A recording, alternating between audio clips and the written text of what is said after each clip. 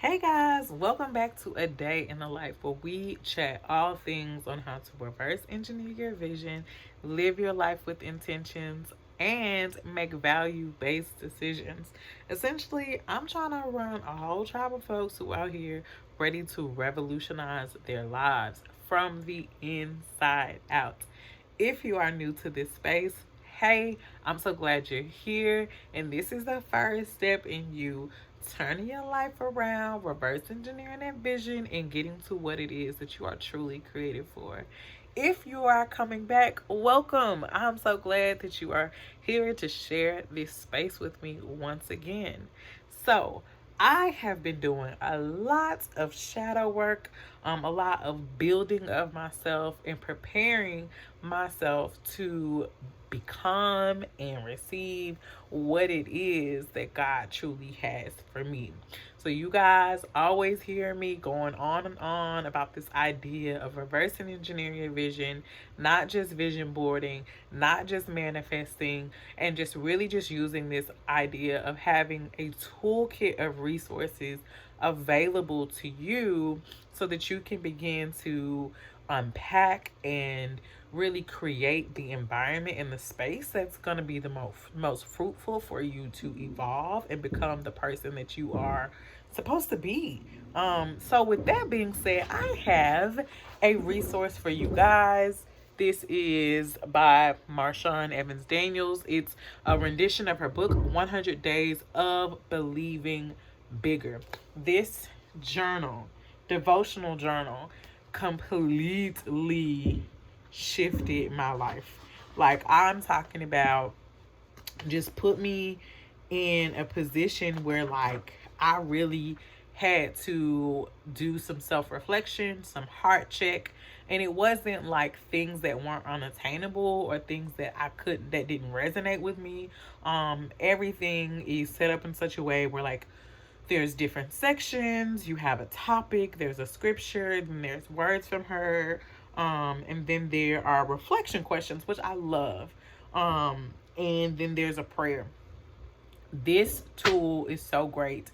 And essentially, you don't have to use this tool, but just this idea of reflecting, meditating, and journaling will help you be able to actually see the progress in your development. I talk a lot about being able to track your progress. I think the most difficult thing for us when we are evolving is being able to really actually see the fruits of what we're doing, because sometimes it can be hard to see internal growth.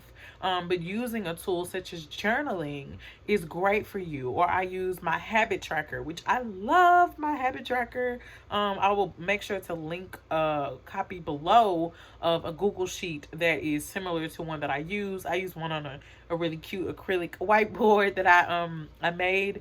But you can use a digital one as well. And the habit tracker just allows you to track your habits, see your progress, and see your growth over time.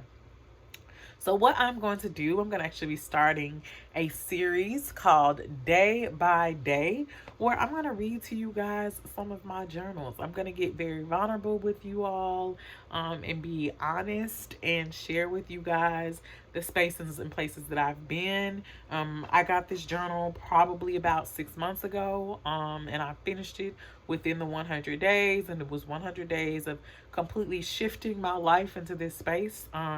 Some of my own personal results and desires were to be able to, release this idea of being so consumed by my corporate job, that I saw it as my source of financing. And it gave me the confidence, the clarity to remind me that God is my source and God is my everything. So I was able to walk away from my job with confidence, knowing that God was going to take care of everything. And He has done that. He has sustained me amazingly and stretched me and allowed me to be able to spend this first year with my son at home. And that may not be everyone's dream, but that's just an example of, like, something I was personally struggling with. So, like I said, let's go ahead and get into it. So the first section that I want to share with you guys, this is day 22 of my journal, and I'm going to look, I am showing you all, so I'm not out here playing in front. Like, I'm really going to share my journal with you guys. Like I said, at the space that I was in with this particular book and this devotional, I was working my corporate job, working several hours. I was working remote, managing the entire Southeast region for a large mobile corporation with their education department. It was extremely overwhelming. Yes, it was something that I prayed for, but I felt extremely overlooked, overworked, and it just wasn't what I thought it was going to be. So this section is called Identity, where you're really unpacking your identity. And it says, you are capable. The scripture says, I can do all things. I can do all this through Christ who gives me strength. Philippians 4:13. And the reflection question that, I also want you to take time to sit down and answer if you have time, was just like really thinking about where my source of strength was coming from. I'm a high achieving woman, which I'm sure you guys are as well. A lot of you guys that are watching this, super type A, and just like, I'm the type of person that believes I do this amount of work, I'm supposed to get this result. I don't understand anything in between. And so I really and truly, the scripture, I can do all this through Christ who gives me strength. Like, a lot of times I would say that, but I would be like, but I know I need to do X amount of work so that I can do what I need to do. When that is not how God works. That's not the truth of it. I'm not my own source. And we'll kind of talk about this idea of like making yourself holier than you are, thinking that you're your own source. And she connects this scripture to this question: how has self-doubt been holding you back? What is the new story God is inviting you to write when it comes to your view of yourself? And I'm going to share my very real and vulnerable response. Self-doubt usually stems from my performance tracker against perfection. I realized yesterday, the moment I got frustrated, I began to question my ability, became overwhelmed, and the negative talk got louder. I felt defeated because I was trying to complete something in my own strength that's not even attainable. Perfection. This spiral can sometimes end me in dark, deep depression. God really does want me to love myself and trust that He has the details taken care of. He wants the story to prove that what He says about me is the only thing that matters. He is calling me to life where I can humbly brag and celebrate His design through me boldly. I had not taken the time to recognize that the reason that I thought my strength came from myself, or that it even came from myself, was because I was trying to attain this thing called perfection, which is not achievable. And it was putting me in such a cycle, like I mentioned, where I was like, oh my God, it's not perfect, so I can't share it. Even with these YouTube videos, I mean, you guys will begin to see a major shift. I'm not stressing myself out trying to make this perfect anymore. There's a message inside me that I need to share, that needs to get out there. And I'm going to share by any means necessary. And I'm not going to overwhelm myself with things that, in the grand scheme of me being obedient, just doesn't matter.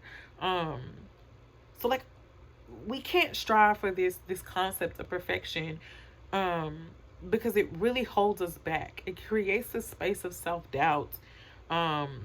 And God is inviting us to understand this new story, this new idea, where we don't have to depend on ourselves, where we are truly just focused on Him, His strength, His ability, His provision, His plan for our lives, which takes the pressure off of us. And I know a lot of people are like, I'm not trying to relinquish control. That's cool. I get it. But like, when you relinquish control and you surrender in such a way, like, there's a pressure lift off of your own shoulders, and God can carry that burden for you, and carry it gracefully and actually do something with it more than what you can in your own human limited capacity can. So like I said, I'm going to continue to share my journal with you guys. This is the day by day series where I am sharing my journal writings with you, my responses, and my reflection questions. And again, the question that I want you guys to sit and reflect on is, how has self doubt held you back? And what is this new story that God is inviting you to write when it comes to viewing yourself? We got to get our identity and a view of ourselves in check and in line before we can start reverse engineering anything. We need to understand who God says we are. So I hope that you guys enjoyed this. If you did, make sure to subscribe, hit the notification bell so that you can get all the updates when we are over here revolutionizing our lives and reverse engineering our visions. Bye, guys. See you on the next video of A Day in the Life.